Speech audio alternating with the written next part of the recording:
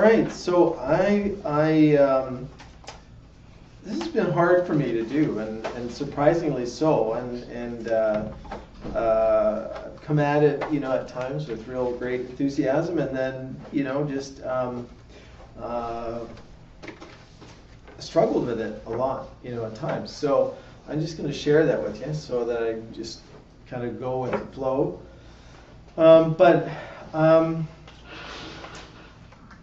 I have to reflect back on why I wanted to do this, and this was really because I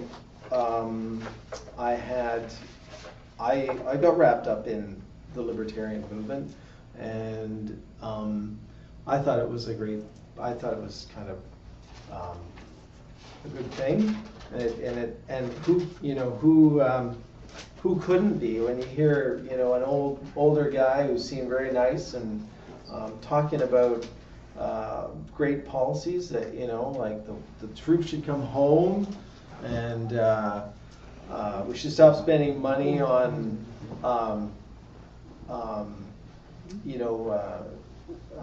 well, I'm going to say the medical care system, but to insurance companies, and it provides, so there's a lot that leads to saying, well, that's not a bad idea. That sounds okay. Especially when you're hearing an old man who worked, Ron Paul was a doctor, and when he worked and he helped people, and so and this is after I kind of bought into. I personally had gone from, I'd been raised more social democrat, and and understood some of the basic things about that, and the need for a strong labor and union, society, and whatnot, and then gone the other way too, to think about, oddly enough, like in the working world, to go to realize that, well, okay, the thing that drives the economy and that is innovation, is capitalism, is that it actually changes things, and I think it came up. I think the crucial thing about it was in 2008 with the meltdown, and one of the key things was should the banks be bailed out or not, and just prior to that I read a book. I don't know if others have read it. Mary Croft, about how it was a kind of a monograph, and how the government is in bankruptcy. FDR put it in bankruptcy. There was absconded with the gold, and we're all slaves to the system. This is all, the birth certificate is all part of this. And it's all done, we don't know about it, kind of thing. And these are all, I learned later, these are some good ideas, but it was really, and it kind of, I don't know, it was just ripe at the time when I read it to think about these things and to wonder, is this really true? And why do we have so much regulation about this and that? And I wasn't the only one. This was like a movement going on. And now I reflect back on it, and it's part of, I think it's part of the right-wing radical libertarian or movement. I read a piece in doing part of the research on it, and there was an article written by a guy in Ceylon talking about like Confessions of a Libertarian, and now he's a Democrat. And I said, well, at least he recognized anyway the radicalness of, and he talked about the radicalness of what a lot of the people involved with libertarianism are talking about. And I just thought, wow, that's amazing. That's quite true. I think there's a lot that it draws in that are quite radical. So anyway, I then so the question that comes up is that how can an old man who seems to be talking nice things and reasonable things and things that would put a country that's in debt and back on its feet again and get things going and whatnot. And what does it have to do with an organization or with an oligarchical, with an empire that once, is very much part of the world, that dominated the world? And so that's where the paradox kind of started to come in. So this is what I started to. So how is that an empirical force is creating the policy advice for people to create freedom and more than they've ever had before when they were the rulers of that empire that people suffered under. And so there's a reason, there's an answer for that. Anyway, and it's because the libertarianism that Ron Paul talks about is from the Austrian school, and this is a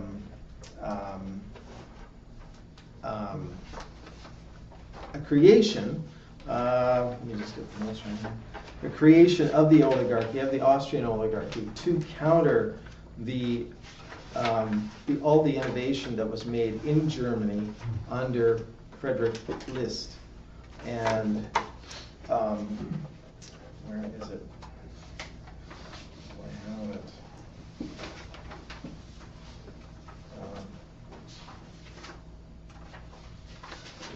Page. Anyway, Friedrich List and here it is. And the chief guy among them is von Hayek, Friedrich von Hayek, and he's recruited by a guy named Karl Menger. And Karl Menger was hired by the Habsburg Emperor, Franz Joseph, to be the tutor to his son, the Crown Prince Rudolf. And because this was in the context of just after the American Civil War, and Lincoln had defeated the British Empire attempt to crush the new nation state. And so the emperor could see the writing on the wall, so to speak, saying that if this occurred, this keeps happening. And Lincoln fostered economic development with European countries in Italy. I can't remember, quite a few of them, and was spreading. So you can imagine an oligarch thinking, what the hell are we going to do? We're going to be overrun with these people who think that they don't need us, kind of thing. I mean, it's hard to imagine that kind of thought process if you're allowed to put yourself in their position. But you have to, I can understand, but that's kind of the panic, if you will, right? Mm-hmm. My God, what's going to happen to their way of thinking? The world has gone crazy. And so he hires Karl Menger and starts doing this. He tutors the son, rather, and takes him for about 3 years around. And I'll just read from the quotes. It says, Menger took Prince Rudolf around Europe for 3 years, acquainting him with the quandary facing the undead feudalist Habsburg family and their Austro-Hungarian Empire. And so from that,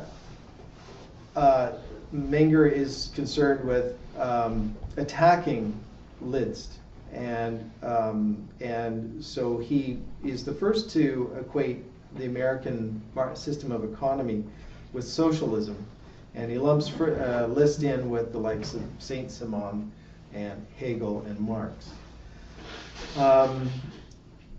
He hosts these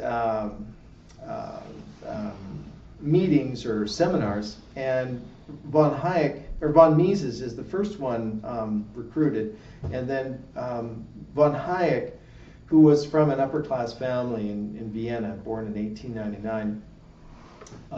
He got his doctorate in political science at the University of Vienna, and then he goes to New York there for 2 years in 1923 and 24, and he comes back to Vienna and starts attending these at the invitation of von Mises. these semi-private, by invitation only, seminars and so he kind of gets recruited into the school, and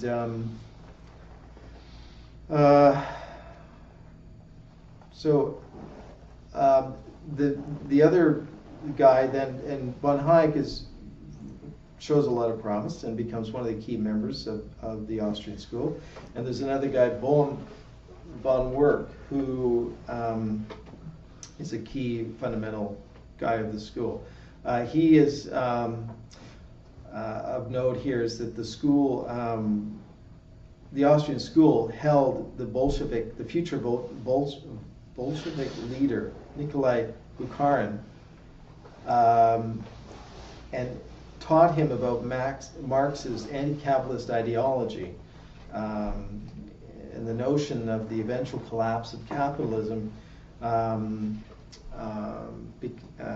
because of the boom-bust cycles, created, according to the theory, to overproduction caused by the reinvestment of profit into infrastructure and research, and about the whole American system and other capital improvements through the use of credit.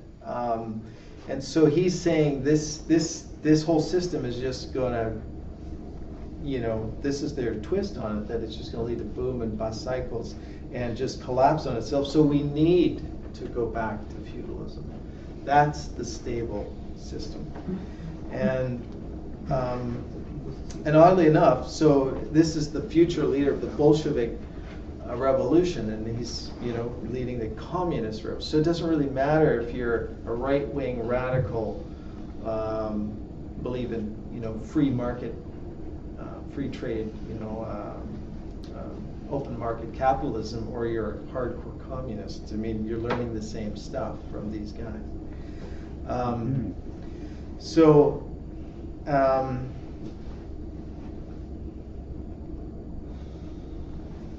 this school, gets sponsorship and keeps going. Now, the story. So, and out of this, von Hayek emerges as one of the key people of the Austrian school, and kind of creates his own brand of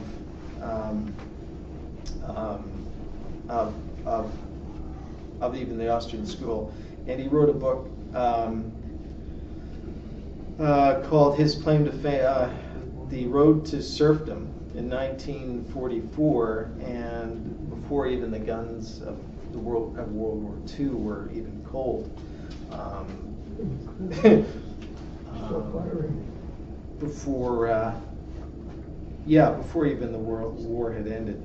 So he creates the Mount Pelerin Society through his contacts, starting from 1939, and they kind of formalize it in 1947. And this is let me just and the key people who formed this group are Frank Knight and Henry Simons, both who trained with Friedman at the University of Chicago, American Fabian Walter Lippmann, Viennese Aristotelian society leader and open society advocate Karl Popper, Ludwig von Mises, and Sir John Chapman, senior official at the Bank of England, who was president of the British Royal Society, British monarchy's preeminent center of cultural warfare against the ideas of the Renaissance. And his book proved to be, later on, Margaret Thatcher grew up and she was a fond admirer and follower of his philosophy, his ideology. And upon her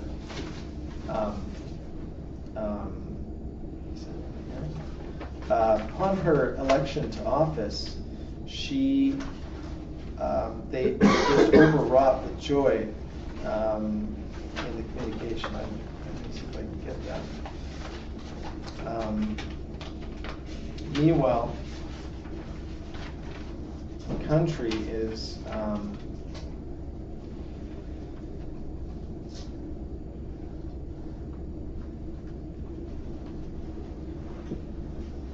going to grab in a handbasket. So,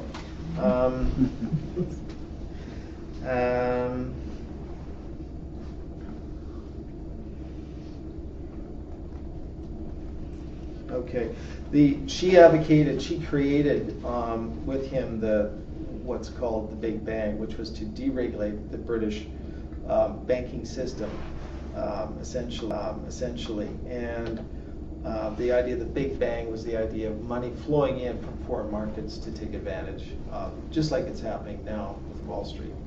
And that didn't happen. So Prime Minister Margaret Thatcher in office from 79 to 90 had been a fervent follower of Friedrich von Hayek since the age of 18. She had read with enthusiasm von Hayek's Road to Serfdom and subsequently argued that any special spending is tantamount to socialism. With any idiotic simplification goes another. The free trade is synonymous with freedom.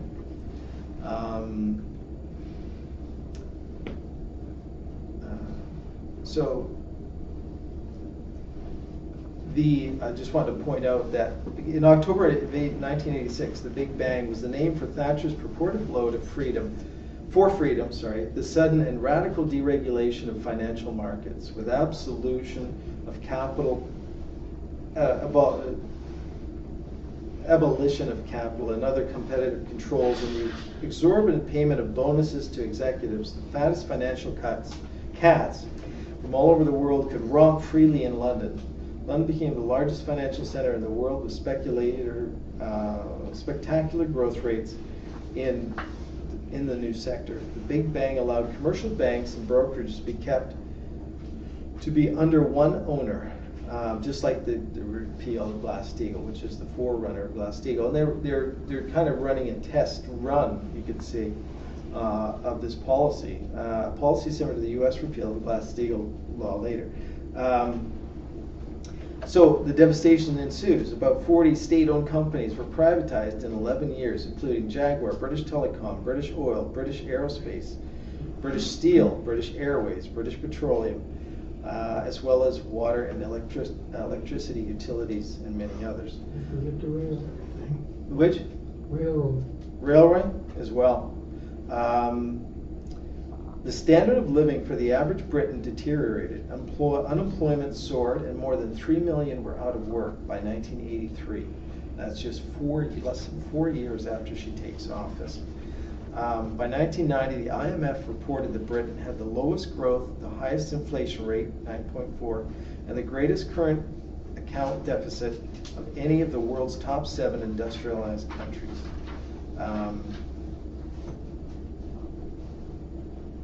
The other notable thing here, during the decade from 79 through 88, British gross investment for all businesses increased 37.4%, but this was almost entirely in the service sector, whereas investment in agriculture manufacturing fell by 8.4%. And in the manufacturing sector was a net real investment of less than 1% over the decade.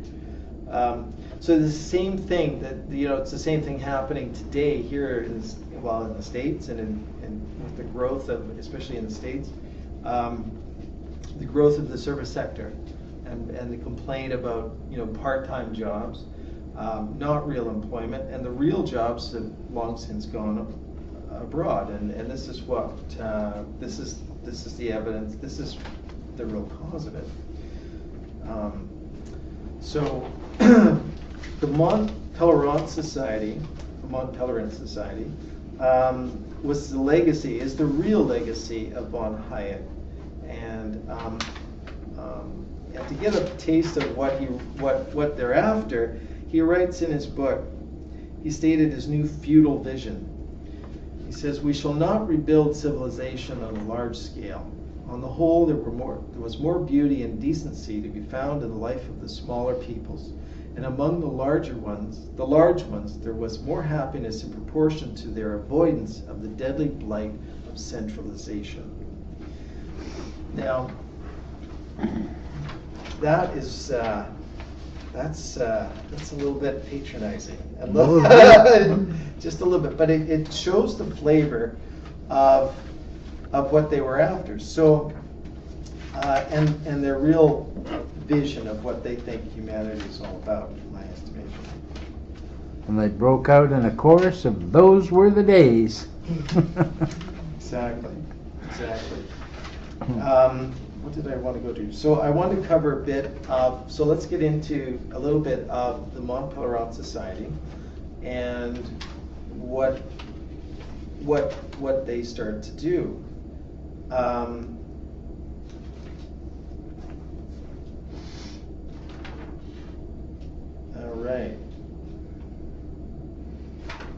right, so it starts in 1947. They held their annual conferences by actual members of prospective recruits.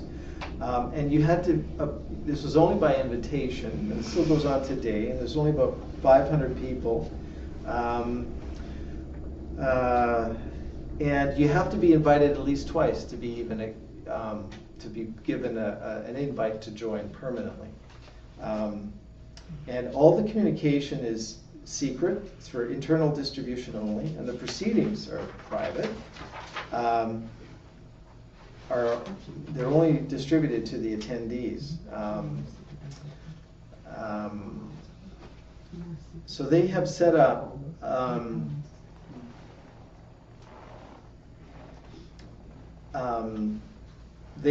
a number of policies, centers throughout Canada and the United States, and among them, I was surprised to find that the Fraser Institute of Vancouver is one of the first ones that they set up in 1974.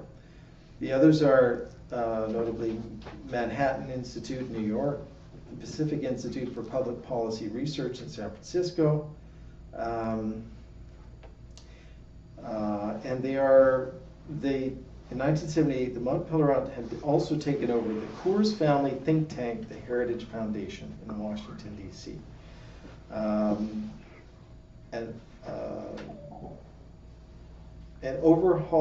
launched an ambitious overhaul of that outfit in anticipation of the 1980 presidential bid of Ronald Reagan. Sir Keith Joseph, one of the Tory politicians most thoroughly indoctrinated in the Hayackian Revolution, led the British takeover of the Heritage along with Fabian Society ideologue Stuart Butler. And so to show you, that they have, with the election of Margaret Thatcher in Britain, they have a piece here on the and this was orchestrated chiefly by a guy named Anthony Fisher. He was born in London, 1915, educated at Eton and Cambridge, and he was elected to the Mont Pelerin Society in '54, and he founded the Institute of Economic Affairs in London, the IEA. And it's the first explicit front group for the Mont Pelerin Society.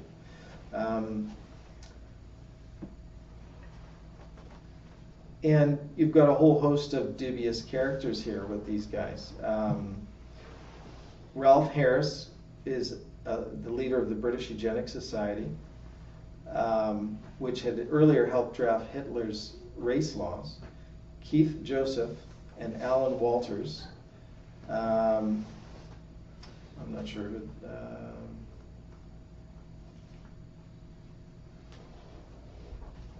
So in 1979, when Margaret Thatcher came to power, she signaled her debt of gratitude to the IEA apparatus by appointing Ralph Harris as peer for life, Lord Harris of the High Cross, and knighted Anthony Fisher and Alan Walters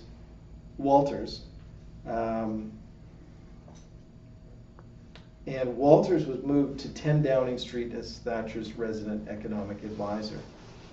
So you can see that they worked their way, they are now, under her, this is the main ideological think tank that they're following, that her policies are really coming from. So it's quite, and in Vancouver and growing up in BC, I mean, anyone's lived here for any length of time, I mean, it was almost a daily occurrence to hear any political news in any paper and hear the the goddamn Fraser Institute, 2 bits on something, and you start asking, well, what is the Fraser Institute, and what who are they? And there's never any answer for this. They just have this prominent voice, and as if it's,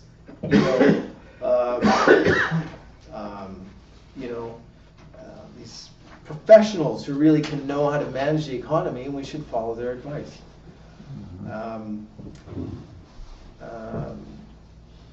So here's a quote here of von Hayek. He wrote on New Year's Day in 1980, I'll read you this here. It says, "I entirely agree with you that the time has come when it has become desirable." This is on just after Margaret Thatcher's been elected.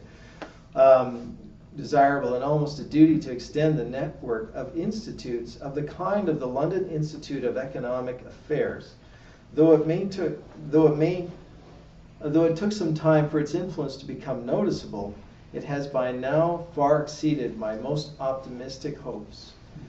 What I argued 30 years ago, that we can beat the socialist trend only if we can persuade the intellectuals, the makers of opinion, seems to me more than amply confirmed. Whether we can still win the race against the expanding socialist tide depends on whether we can spread the insights, which prove much more acceptable to the young, if rightly expounded, than I had hoped, fast and wide enough. The future of civilization may really depend on whether we can catch the ear of the large part of the upcoming generation of intellectuals all over the world fast enough. And I am more convinced than ever that the method practiced by the IEA is the only one which promises any real results. This ought to be used to create similar institutes all over the world, and you have now acquired the special skill of doing it. It would be money well spent if large sums could be made available for such a conceited effort.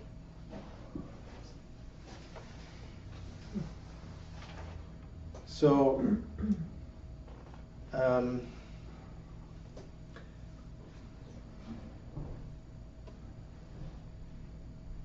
Milton,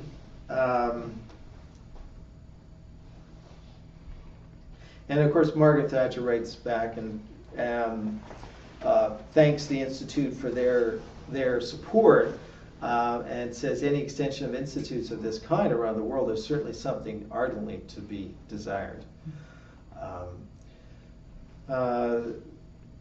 Then Fisher launched the Atlas Economic Research Foundation in 1981. And whatnot. The spread of the IEA affiliated think tanks spread to 38 countries, including 12 Ibero-American countries, Russia, Belarus, Lithuania, and Poland, and in the drug centers of the Bahamas and Hong Kong. In England alone, there are about 8 IEA-affiliated institutes, including the Adam Smith Institute and the David Hume Institute. In the United States, at last count, there were 41, with such names as the Action Institute, and the Andrew Jackson Institute, the John Locke Foundation, and the Toward Tradition. In Auburn, Alabama, there's the von Mises Institute, and there are now plans underway to establish Von Hayek University in Miami, Florida. Isn't that something?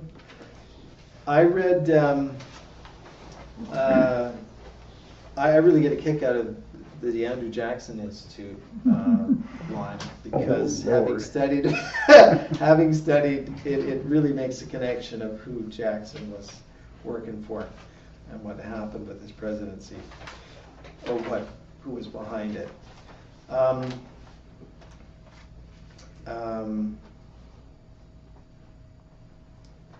The latest thing too is the other thing I want to incorporate is the plethora, or quite a lot of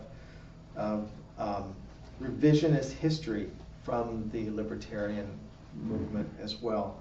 And I got into a friend of mine who has read this popular book called The Real Lincoln by Thomas Di Lorenzo. And even in the foreword of the book, it says that he gave a series of lectures at the von Mises Institute, and then he was paid by the von Mises Institute. Further, he started with a series of lectures, and then it evolved, and he was encouraged to write a book. And it's right there, out in the front, not even a veiled attempt for anyone who knows anything about this history to see that there's a very biased interest in presenting the history, and to make the argument that, which is what's coming from the extreme right wing, that Lincoln was a tyrant, and that he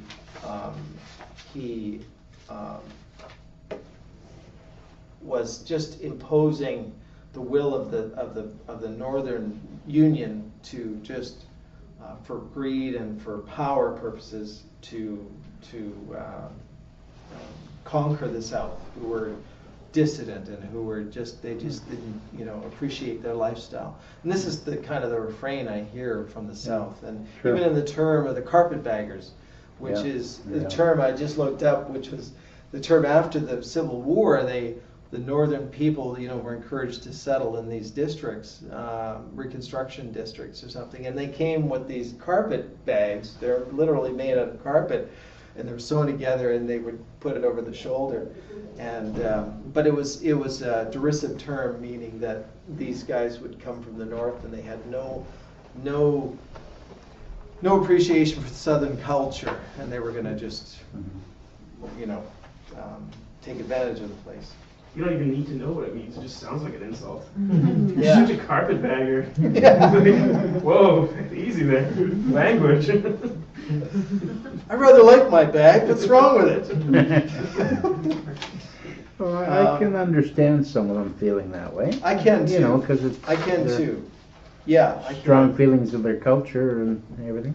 Yeah. Yeah. I do. I get that too, because there is a sense of culture and whatnot. It's really kind of a confusing thing. Like I love the I golf. I love golf, and Bobby Jones was from the South, and I could listen to that guy talk all day because of his accent. I like it. He was a lawyer, and the way he describes it and everything.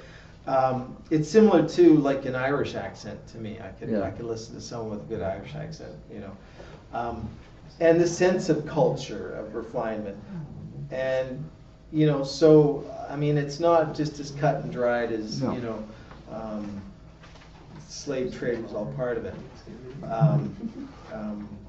So was the only factor. So let's go to now.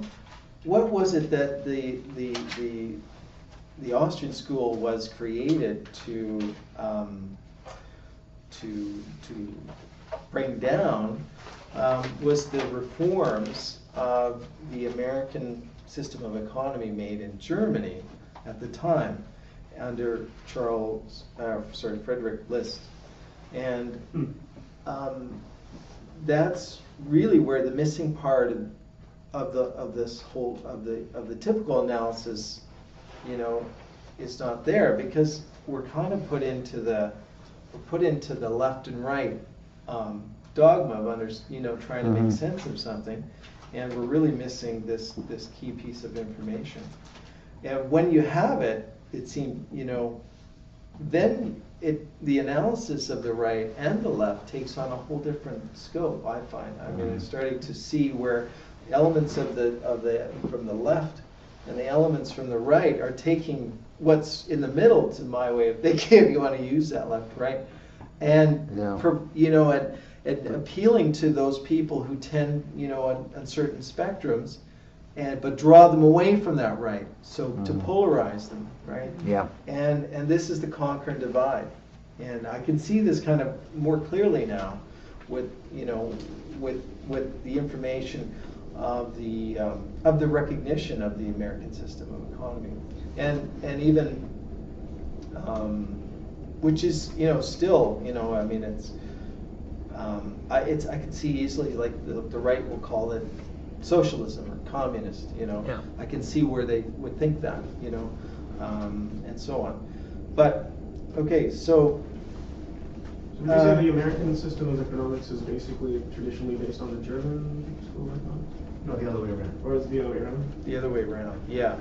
But then the influence came back again from Germany here? Or something?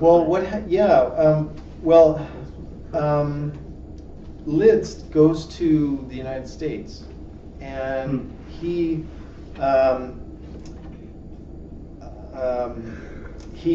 learns about it. He's perceived to be an agitator by the Austrian prince Metternich, or Nicht, saw Liszt as an intolerably dangerous agitator and arranged to have him arrested and jailed, forcing him eventually in 1824 to emigrate to America. And and contrary to and the effect of banishing him, it actually led to, it was a propitious event, because he learned about the American system of economy, and he actually stayed, as Paul was telling me, with Henry Carey. With the Carey family. With the Carey family. And so that's almost like fate, kicking you in the ass. It would seem, these oligarchs. Let's send him away, and oh, wait a minute, he's going to learn something, he's going to revolutionize the country. Oh, wait a minute, what have I done? So this is what seems to happen. And so it says, contrary to Metternich's intention, to the most fertile collaboration with Americans, such as Matthew and Henry Carey and Henry Clay. In a speech before the Pennsylvania Society for the Promotion of Manufacture and the Mechanical Arts in 1827, Liszt threw down the gauntlet. He says, "I herewith declare war against the system of Adam Smith on behalf of the American system of political economy." His book, Outlines on American Political Economy, was written that year. And while he was in the United States, he opened up coal mines, helped plan canal systems, designed rail transport, and proposed the cutting of the Panama Canal and the building of it.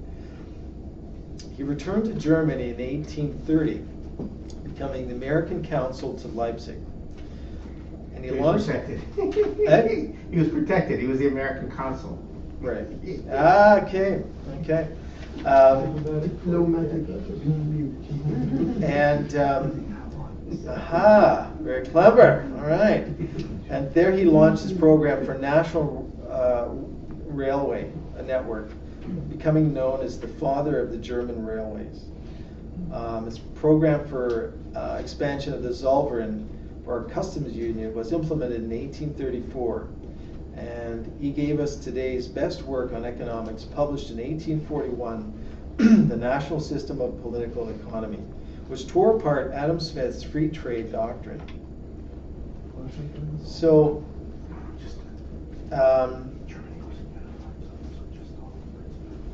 the founding of the Vienna School. So this starts to happen, and he's turning things around, and he's doing what is the counterintuitive thing to do. When you're reading this, I can understand that people would want to adopt free trade, you know, just like we do today. I mean, you imagine like you're a low-income family and you shop at Walmart because it's cheaper, you know. And so we're kind of condoning the same kind of British free trade system going on to this day.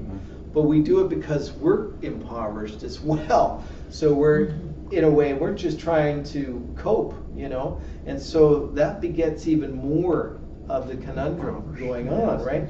And so you imagine, you know, for a leader to turn it around and say, no, we need to do what would seem the opposite. You know, we need to put up trade barriers, and we need to create credit, and we need to spend that money on infrastructure that we don't know, you know, what people would say, well, why are you building that for? What good is that? Who are you going to sell that to? Whatever. And this is what Bismarck starts to do. This is what he realizes that of the ruse. And so the Vienna School and the oligarchs of the Austrian Empire see this, and this is the creation. You know, they need to have a counterpoint to this. So the Vienna School is, you know, creates this as its number one agenda is to take down Liszt and to put his work, you know, in the pile of you know, into oblivion. And so Liszt's ideas, including those that are based on them, are systematically slandered by the Vienna School as socialist, dictatorial, and proto-fascist up to the present day. Von Hayek's pilloried Liszt as the principal author of the German thesis that free trade was a policy dictated solely by and appropriate only to the special interests in England and in the 19th century. Liszt, why were Liszt? You can see that they were so dangerous that they figured they had to have a counter action to it politically.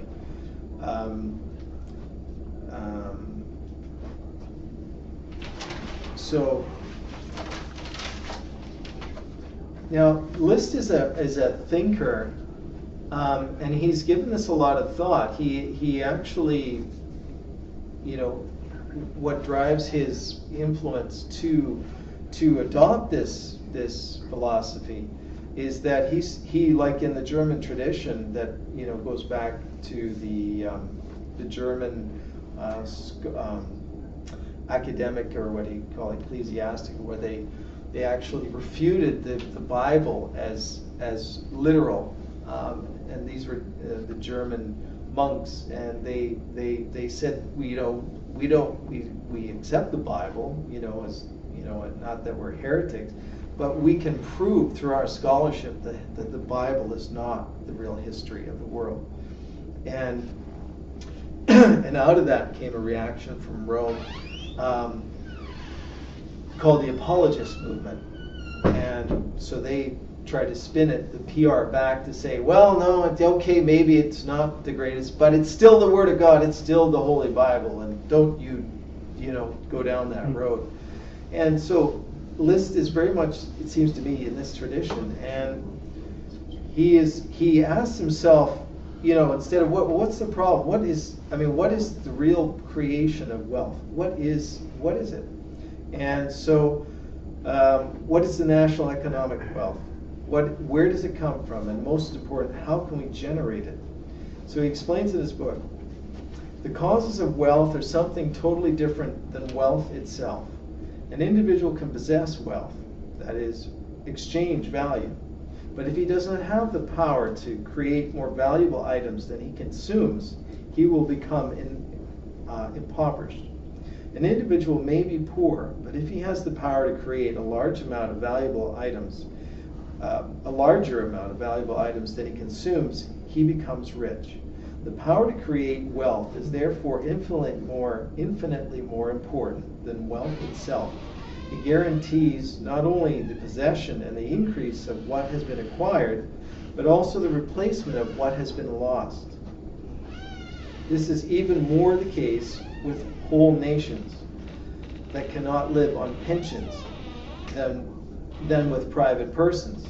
Germany has been ravaged in every century by plague, by famine, by internal and external wars, but has always managed to save much of its productive forces, and so it returned quickly to prosperity, while the rich and the powerful, but despot and priest-ridden Spain, in full possession of domestic peace, sank even deeper into poverty and misery.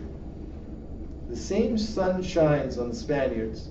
They have the same earth and land. Their minds are just as rich, and they are the same people as before the discovery of America and before the introduction of the Inquisition.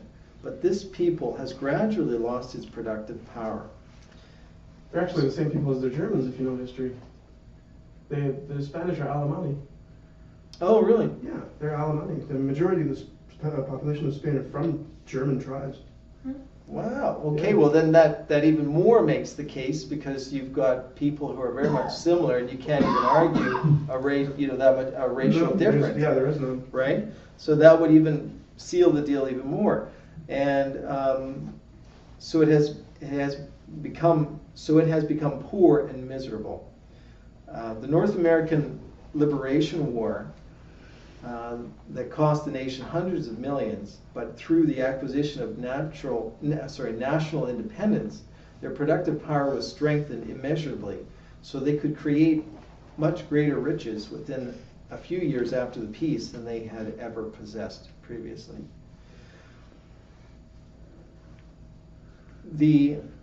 Thus, Frederick List, Frederick List concerned himself with the productive power of an economy, not with the transitory monetary wealth. He knew that everything depends on two key issues. First, whether it would be possible to build up a significant manufacturing sector, and second, to protect this emerging industrial power against corrosive influence of free trade. The British free trade strategy was to flood foreign markets with British manufactured goods in order to suppress the emergence of production capacity elsewhere. This policy had been nowhere enforced as strictly as in Britain's American colonies, where even the production of horseshoe nails was not allowed, let alone their export into the British Empire. And the philosophy behind it is why is this? Because the production of goods stimulates and increases both the intellectual and the practical skills of the population, including the spirit of invention, the alacrity and organization of work processes, in short, the ability to produce wealth. The American War of Independence was about nothing less than the right to develop this capacity. And there is nothing uglier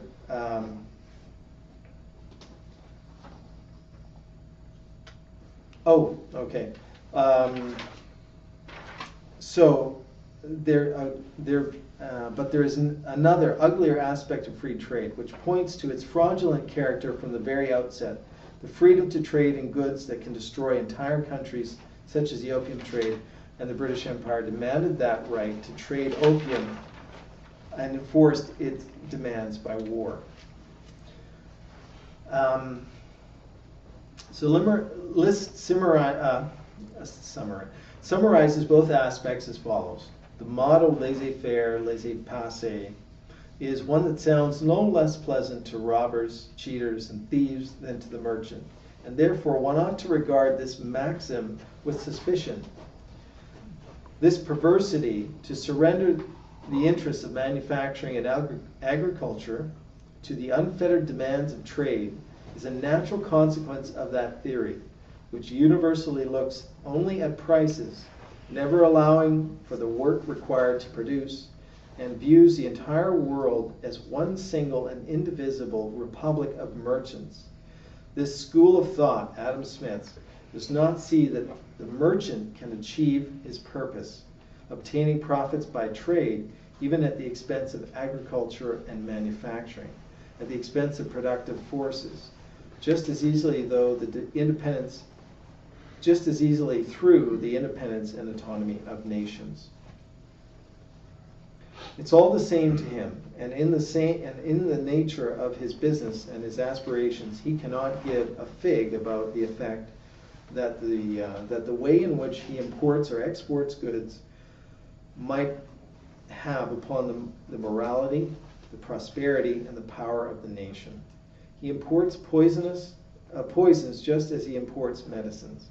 He enervates entire nations with opium and distilled spirits, whether he provides hundreds of thousands of jobs or and livelihood through his imports and chicanery, or whether he's an equal number, or whether an equal number are thus brought to beggary. It means nothing to the businessman so long as it improves his balance sheet.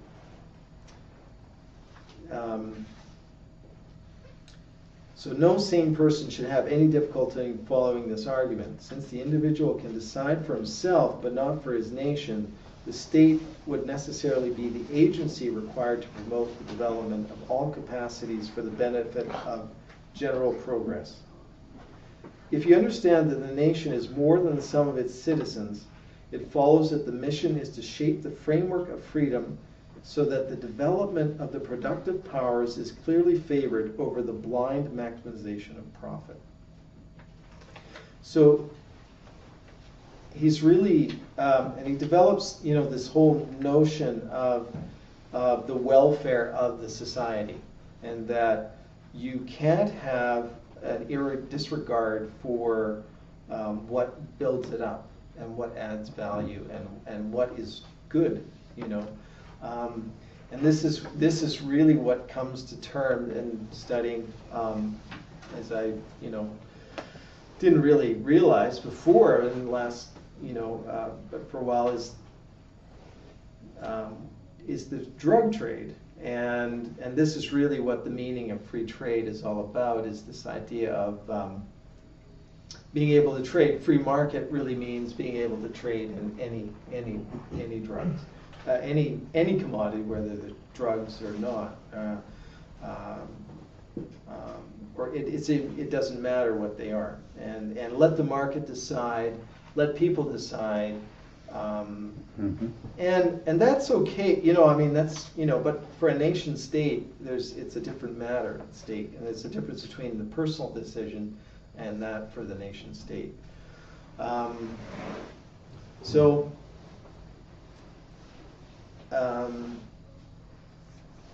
just read the last quote of his stuff here. It says, "Anywhere, anytime, when the intelligence, morality, and activity of the citizenry have stood in the same proportion with the prosperity of the nation, the wealth, along with these characteristics, has increased or decreased. But nowhere have the industriousness and thrift, inventiveness and initiative of individuals achieved anything significant where they could not have been supported by civil liberty, public institutions, and the law, by means of the state administration and foreign policy, primarily through the unity and power of the nation." So he's really saying that it's the nation state that provides the groundwork for the society to achieve a standard, if you will, from which people can achieve the greater things. If they have a decent society, and this is what is the foundation of people achieving higher greatness, because you can't have that from the slums. You can't have, who was the last great scientist who came? I mean, there might be a couple, but came from very poor background, and just because there isn't the infrastructure, there isn't the development in the society for them to develop their personal skills.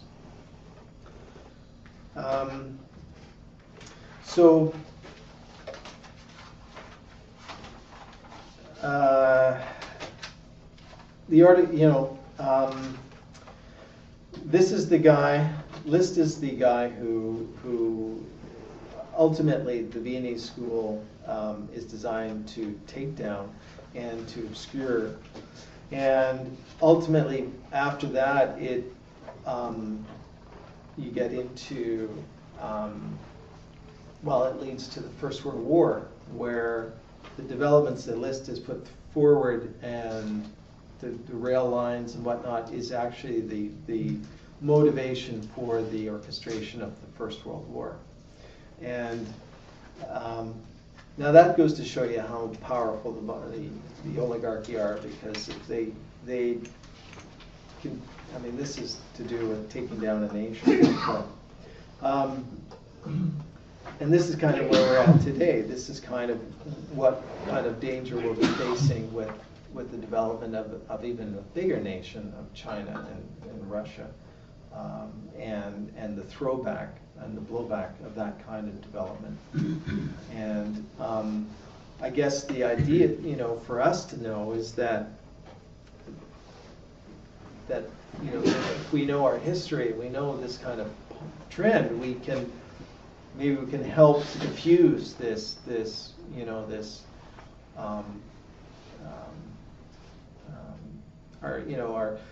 take another critical look at such policies that, you know, that seem good on the face of it and are not, you know, in the longer run.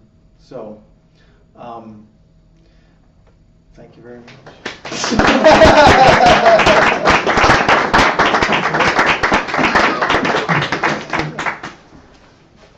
Question period? Sure, yes.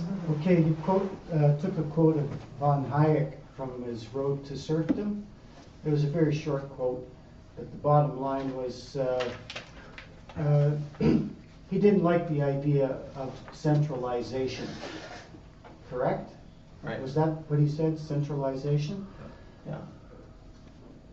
For some of us, it's obvious what he's referring to, but could you just maybe kind of fill in a little bit there, because I think you wanted to refer to a certain kind of system. Oh well, yeah. What system? Yeah, the is American he system of referring economy. to as that he doesn't like centralization. Well, no, he's acting on, you know, behalf of his ideology and his master's kind of thing. He's using the term. He doesn't even want to use the word, you know, American system of economy. He doesn't want to give it that credence, which is what he's got to do. And centralization is, you know, and that's part of his book. And the Road to Serfdom is this idea that that the conglomeration of power and people, I think, yielding to this idea, which he draws from the Nazi era of Germany, and people, you know, looking and following a leader as that did, and saying, and then it's cycle, in other words, like of the promise of economic rehabilitation, or economic renewal and development, and then with that comes a leader who abuses his power and then leads to totalitarianism. And this is kind of the message. This is the message, as I understand it, from his book, Road to Serfdom. And he's saying, you know, this is centralization. This is what's going to happen, and this is the wrong way to go. Yeah, like even just based on, by virtue of the structure itself, without pointing the finger, without like totally glossing over who is actually manipulating, right? Like this invisible hand, right? Because it's not centralization, it's who owns the central banks. Ironic choice of words, but yeah. Yeah. Invisible hand. And creates this image then that which I found interesting is that, you know, contrary to that is then this deregulation and isolation and localization, which is similar. I was trying to see if there's a link between the green philosophy, the green fact, and it's very similar. I mean, they're promoting ideas of local sustainable communities, You know, that we have to, don't think that you're organizing yourself to solve problems and using your inherent, capacity to do that. You need to we need to go back to a simpler, more robust feudal society. This is where the answer is. This is, and be in harmony with nature and so on. And so it comes both from the right, the hard right, and what I would say, somewhat of the left from the, this aspect. Yeah. Yes, you in the back. You said something very interesting earlier about a guy by the name of Bukharin. Yes. Now, I just want to, and then you said something very interesting just now about centralization. So I wanted to just mention to people here that in the Soviet Union, following the death of Lenin and the internal fights that were going on, the fight was between Bukharin and Stalin. Oh. And Stalin wanted massive centralized industrial infrastructural development, and Bukharin did it. And that was the huge fight. That was the number one fight over the fate of the Soviet Union, whether it was going to remain a lesser industrialized country of small industry, or whether it was going to go for the heavy infrastructure and heavy manufacturing. And this was the battle inside the Soviet Union, and Bukharin almost won the battle and became the supreme leader of the Soviet Union versus Stalin. I thought that was very interesting. I wanted to point that out. Thank you. Thank you. That, yeah. Was Mao not doing the same thing in Huh? China, more or less? Yes, that was the whole thing with Mao too. Yeah. Mao did not want centralization and development in that sense. So it's the same battle went on in China. And although the But with different characters. yeah, but the Yeah. decentralization guy Decentralization. won. He in wanted that case, yeah. decentralization. So this is So And the this Soviet Union would not exist if it hadn't. if Bukharin had succeeded in carrying out. Well, it still doesn't exist. Huh? It still doesn't exist, but. Well, Russia would not exist. Russia. Okay, sorry about that. Sorry about that. Technical point.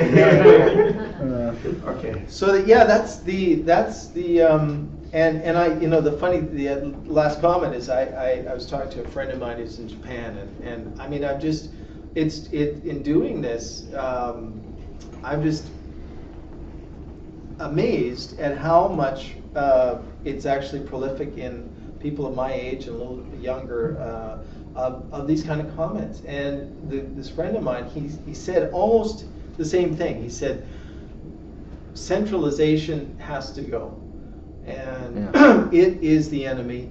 And this is kind of the trend. And I'm like, wow.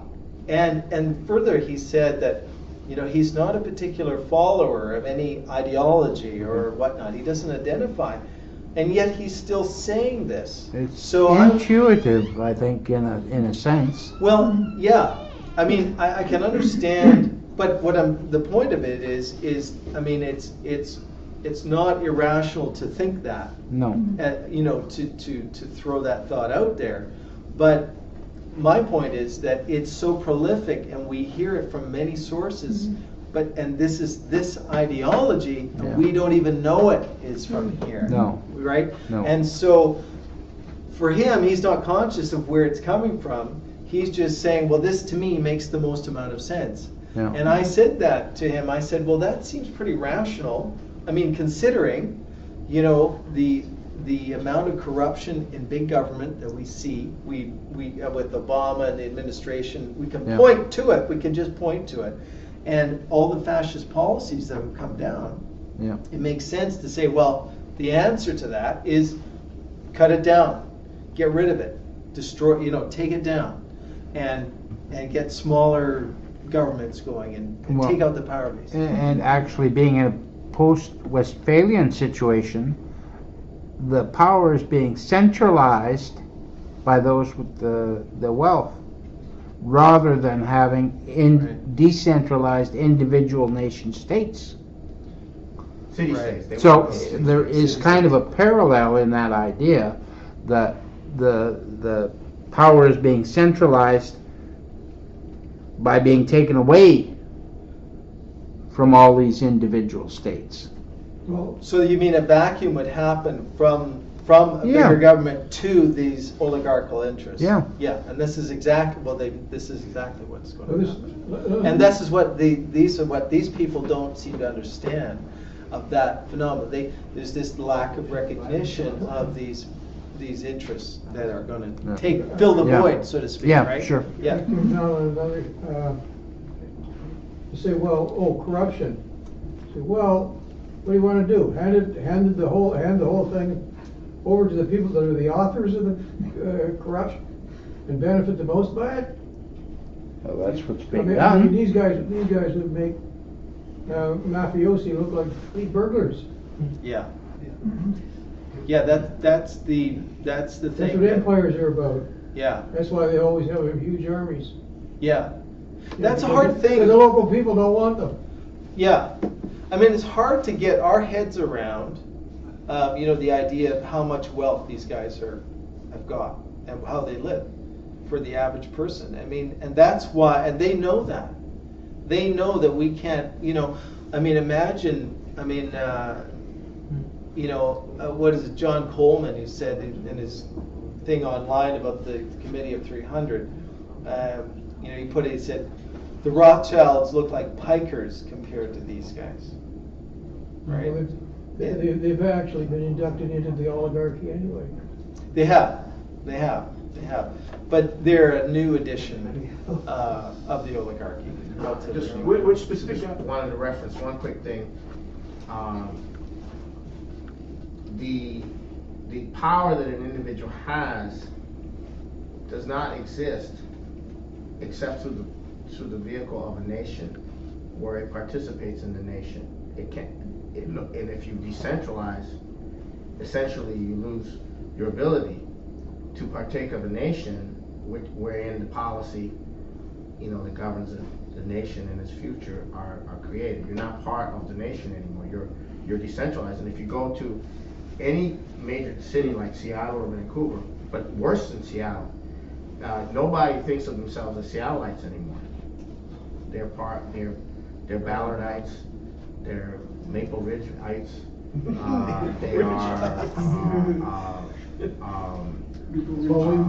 Westwoodites, they're Buraionites, and what are you doing in our section of this is our local community? Well, isn't this a problem that essentially, So, anyhow, this is I'm the, sorry, I well, don't no, know. I want that's to an follow up on interesting that. thought. I want to follow up on that because this is what D'Couza talked about in his talking about the nation state, and he proposed that the only way that a nation state, one of the Who is this?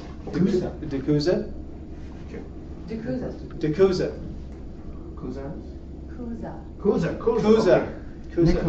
Nicholas, okay.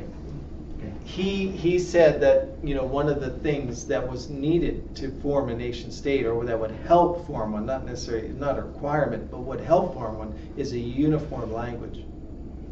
And this is when I remember hearing that, this is the advantage that the settlement in the United States and the New World had, because most of the people who spoke English. And so you didn't have the situation you did in Italy, for example, where you had all these principalities and they all talked a different dialect. And this was the problem why they couldn't consolidate Italy until around the time of the Civil War, right? And that was right? And that was one of the outstanding reasons because of this, and created this localization. So it was so hard to build this idea of a nation state, of conglomerating to be part of something bigger that actually had power. And this is Take away the power of the many, basically. well, When you divide it into smaller. Yeah, so this idea of if the localization is too strong, then you get a disintegration, and then ultimately you suffer too, because you're out of that can power. On a philosophical level, it almost seems like localization is just basically an attempt to run away from the assumption that globalization is always going to have too much corruption to fix. And it's like, well, why not tackle the corruption and fix that, because globalization has more power. So you're just giving up on humanity if you do that. You're putting your tail between your legs and you're just running away from the problem. That globalization is decentralization. The two go together. Yeah, because this is the way of the British Yeah. Empire. This is the way of capture and control. Right? Decentralization is isolation.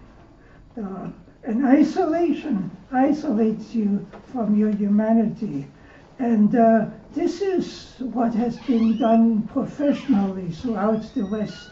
You were saying earlier, how comes that I liked these ideas that I read in the newspapers? Well, these ideas in the newspapers are put out by professionals. They studied the art of brainwashing. With an objective in mind. The reason why I'm bringing this up, I had a fortune to grow up after the war in East Germany, where we had a communist government, and the Stasi. Their skills were very poor in mind manipulation. Everybody knew what you read in the newspapers was crap. There was no illusion about it. There was no illusion about it. And from this mentality, I think it was the society was able to overthrow the government eventually, to knock down the wall, because everybody knew what it was all about. But over here in the West, the same stuff happens, and it's presented by professionals, and the entire population reads the newspaper, they read the gospel of the day, they know exactly what is right. And it's hard to get away from that. Yes, and it's hard to. It's really it's how do you put it? I mean, it's an eye opener to wake up to that. Yeah. When for us, growing up in this society, until you look at the history, until you see these things, and you see how people are, from one aspect, pointing at I was just listening to this guy named Stephen Horwitz,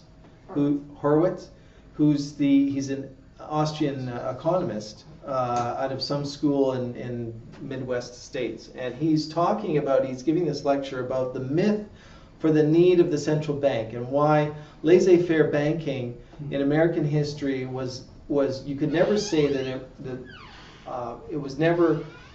You couldn't say it didn't work, because he said it never existed. So when he's giving this lecture, which is true, that is true, but he's presenting the history in a completely ahistorical, apolitical scenario, as if banking had nothing to do with economy and politics, as if it was outside of it. And he talks about, for example, that, he says, the Civil War, the destroy. He talks about the original bank and the second bank. And he mentions these things, and he's factually accurate, but there's no context of what these things did and what their role that they played. And as and he says, and then the Civil War comes along, as if something like just dropped out of the sky and landed on the side. The weather called for Civil War. Yeah, exactly. With a chance of rain. For the chance of rain, right?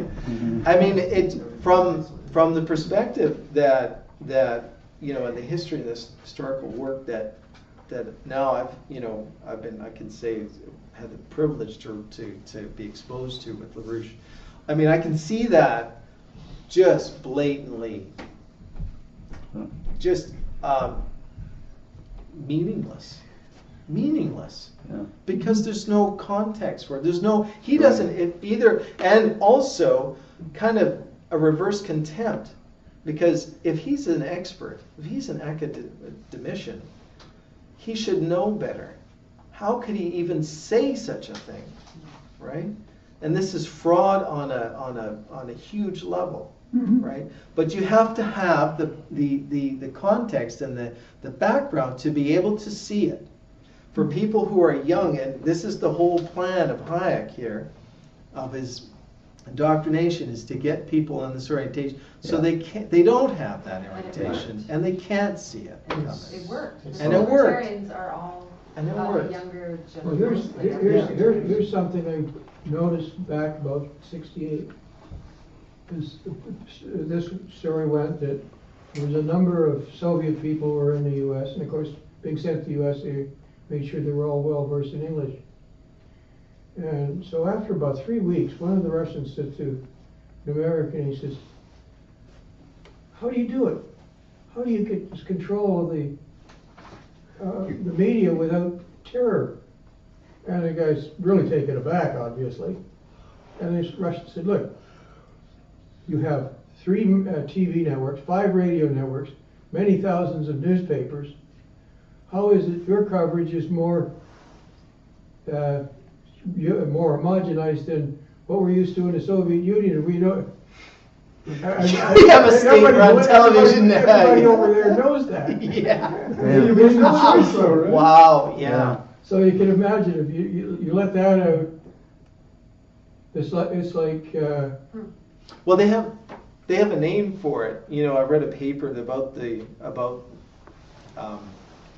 operation. The CIA is called Mockingbird, Operation Mockingbird, and they called the and this is the infiltration, the planned infiltration of CIA operatives and agents and just paid guys into the media. And what was the other thing? That they referred to it as the mighty Wurlitzer. When they wanted to drum up, they it's like the Wurlitzer. They just plug it in and crank it up. And it's so true when you start, thinking about that. Well, and it's putting it when together. The mighty Wurlitzer failed in August. First time. In August. In August this last year. This last year, yeah. What? The mighty Wurlitzer was unleashed for Syria and it failed. Oh yeah, that's right. Yeah. It broke down. The But it mighty took Wurlitzer broke someone down. outside the system, essentially, I think, Yeah. to help. And Snowden was in July? Earlier, yeah. Yeah. Yeah.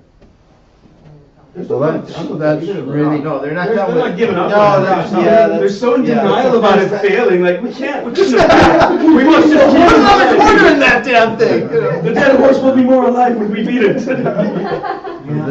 This though is, I think, where the development of the internet, it seemed like, but then it really became a powerful force to be able to counter the propaganda, so that people Yeah. that were Water. like these Germans. Right. Hey, something's fishy here. What the hell? Both stories can't be true. Right. And then I start thinking, geez, this other idea makes more sense than that crap. Yeah. And it's starting to spread. Well, exactly. Yeah. I mean, one of the things I realized it's kind of still waking up to is that the propaganda control is taken on. They realize how important it is to try and spin the internet, the media on the internet. And there was one that came to me. One is of note that's interesting, that kind of as of late, because a friend of mine lives in Thailand. And he and I have talked about politics and various things. That's What someone happened? like you, man. Yeah, I know what happened. But his take on the politics of Thailand, even from some of the alternative sources in the internet, like was it Alternative Press website? Activist Post, right? And then there's AltNet Thailand. Okay. So Press TV. well, there's these stories that caught my eye. For example, there's one, A Tale of Two Cities. There's a play on A Tale of Two Cities, and they were talking about Ukraine and Thailand, or Bangkok, and playing off Dickens, right? And the idea that that Bangkok, now the story was that the red shirts and that these protesters are actually, what is it in their site, that they're actually loyal to Thaksin, who was deposed, right, and he was kicked out, and his sister is running the country, and the media that we, even from this alternative, this internet source, is painting him as the bad guy. He's the guy who's connected to the Fortune 500. It's all about corruption. It's all about lining his pockets, right? And yet, and then I asked Paul about it. I was saying, well, what's the deal? I mean, what is the real story there? And because the media coverage I was hearing about it was that cut and dried, this guy's an asshole. And yet the population have overwhelmingly still support him, and supported. He won 2 elections, and then his sister won the next one after he was kicked out. So this doesn't add up. Of course, what the hell is going on? And it's all of a sudden become very intense because she tried to diffuse the crisis by calling for an election. I think it's going to be an election in February, and now they're going for a coup.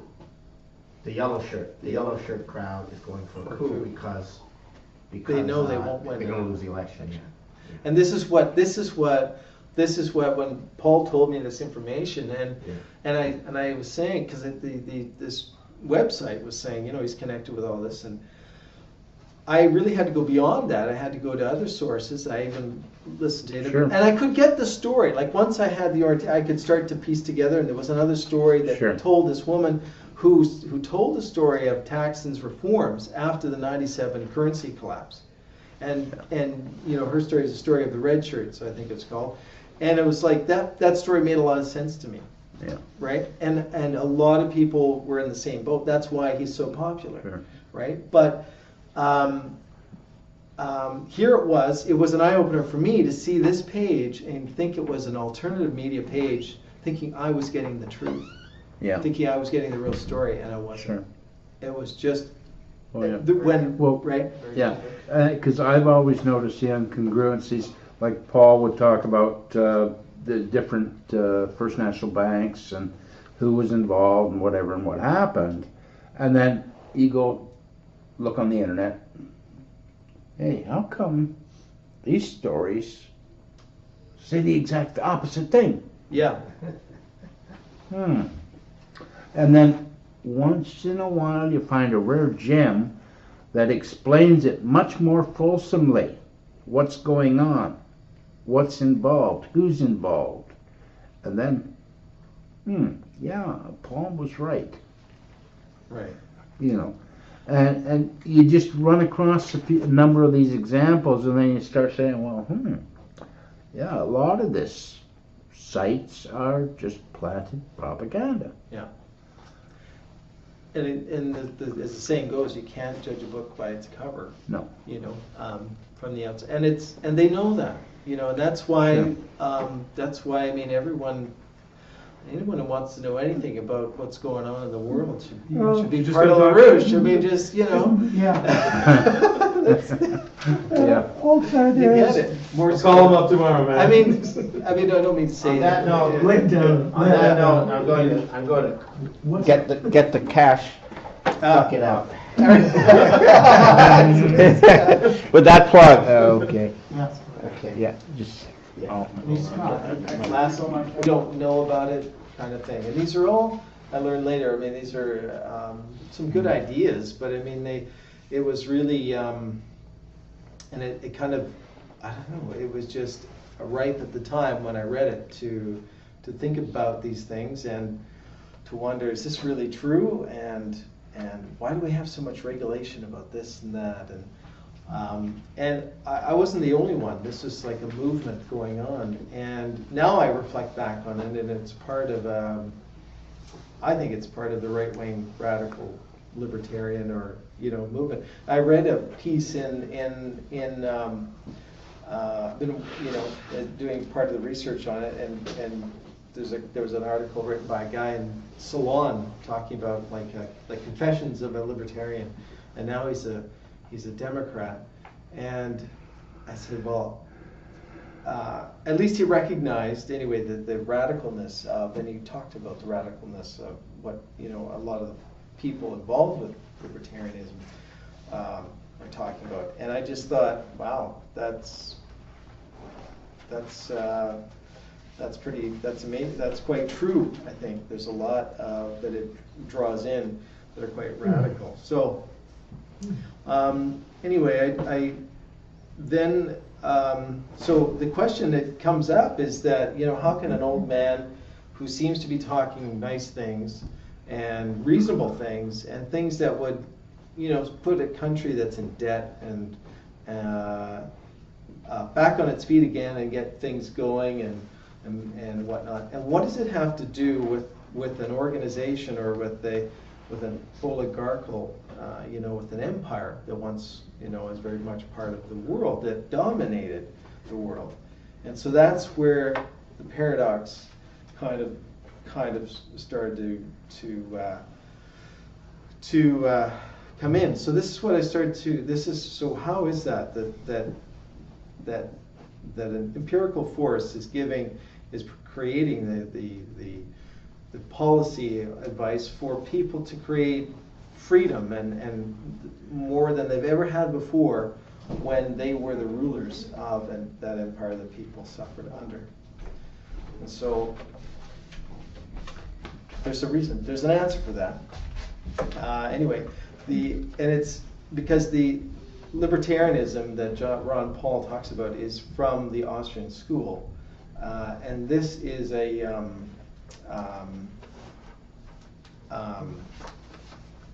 creation. Let me just get the notes right here. A creation of the oligarchy, of the Austrian oligarchy, to counter all the innovation that was made in Germany under Friedrich List. And where is it? I have it.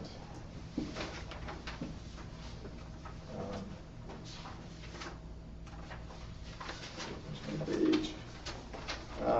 Anyway, Friedrich List and here it is. And the chief guy among them is von Hayek, Friedrich von Hayek, and he's recruited by a guy named Karl Menger. And Karl Menger was hired by the Habsburg Emperor, Franz Joseph, to be the tutor to his son, the Crown Prince Rudolf. And because this was in the context of just after the American Civil War, and Lincoln had defeated the British Empire attempt to crush the new nation state.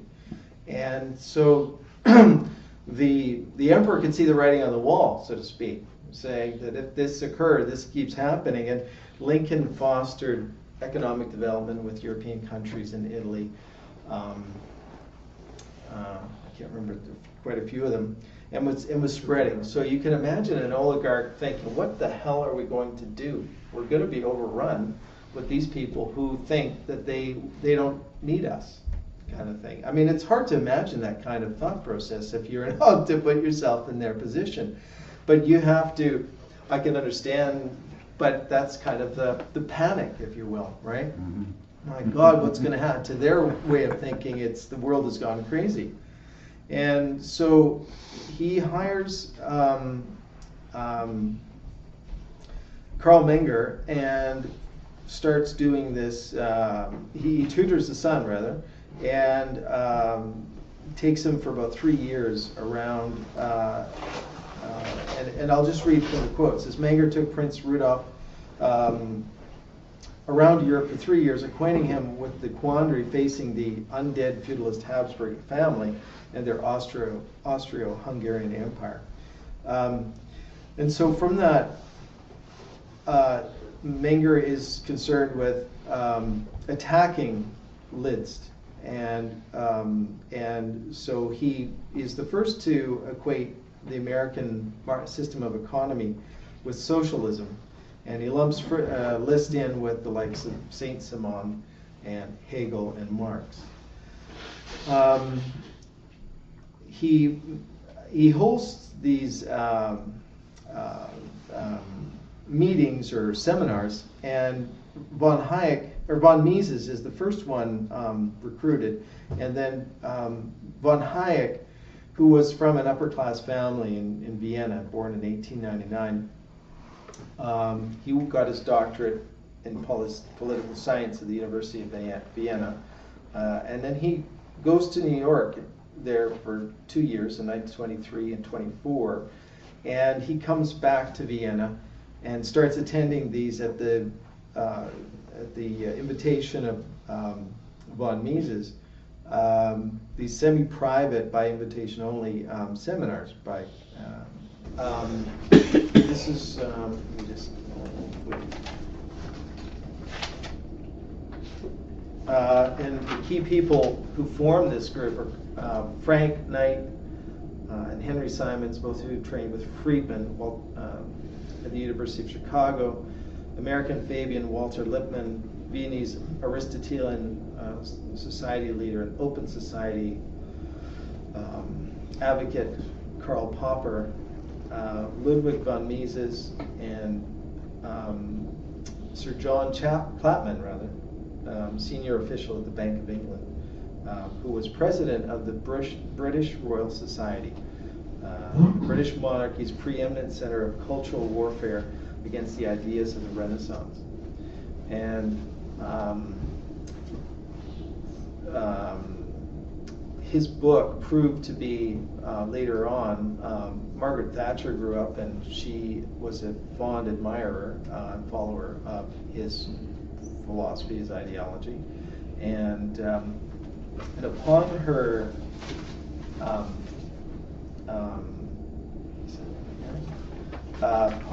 election to office,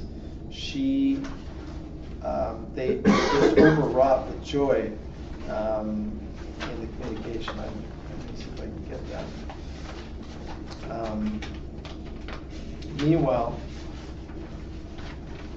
the country is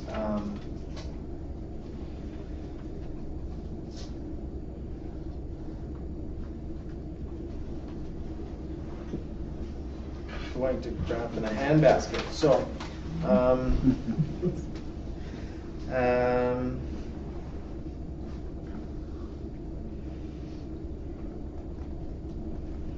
okay.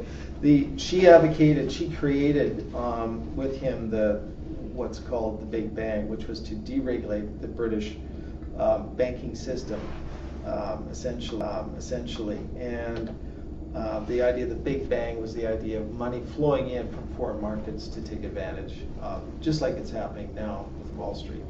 And that didn't happen. So Prime Minister Margaret Thatcher in office from 79 to 90 had been a fervent follower of Friedrich von Hayek since the age of 18. She had read with enthusiasm von Hayek's Road to Serfdom and subsequently argued that any special spending is tantamount to socialism. With any idiotic simplification goes another. The free trade is synonymous with freedom.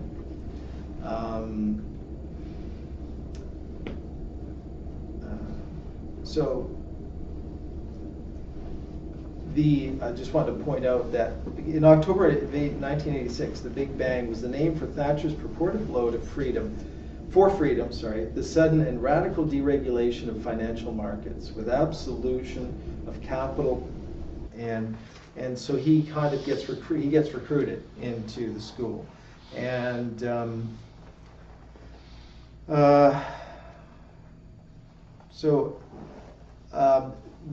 the other guy then, and von Hayek shows a lot of promise and becomes one of the key members of the Austrian school. And there's another guy, von Werk, who is a key fundamental guy of the school. He is of note here is that the school, the Austrian school, held the future Bolshevik leader Nikolai Bukharin, and taught him about Marx's anti-capitalist ideology, and the notion of the eventual collapse of capitalism because of the boom-bust cycles, created, according to the theory, to overproduction caused by the reinvestment of profit into infrastructure and research and development. The whole American system and other capital improvements through the use of credit. And so he's saying this whole system is just going to, this is their twist on it, that it's just going to lead to boom and bust cycles and just collapse on itself. So we need to go back to feudalism. That's the stable system. And oddly enough, so this is the future leader of the Bolshevik revolution, and he's leading the communist revolution. So it doesn't really matter if you're a right-wing radical, believe in free market, free trade, open market capitalism, or you're a hardcore communist. I mean, you're learning the same stuff from these guys. So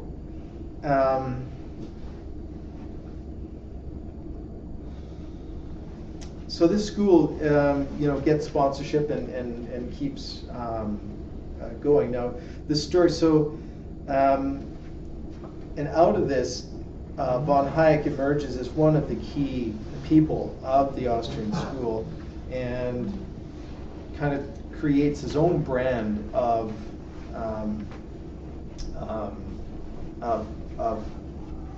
even the Austrian school. And he wrote a book called His Claim to Fame, The Road to Serfdom, in 1944, and before even the guns of World War II were even cold. Before even the World War had ended.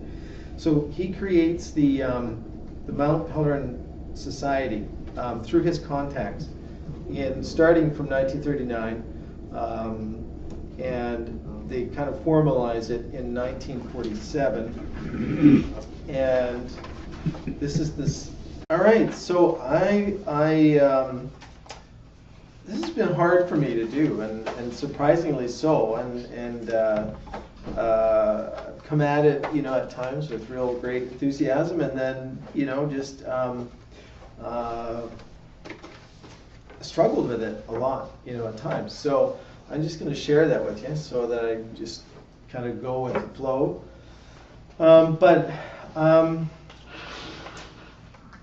I have to reflect back on why I wanted to do this, and this was really because I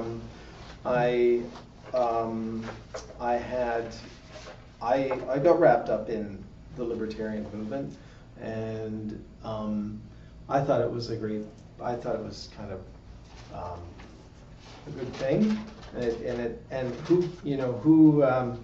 who couldn't be when you hear an older guy who seemed very nice and talking about great policies that like the troops should come home, and we should stop spending money on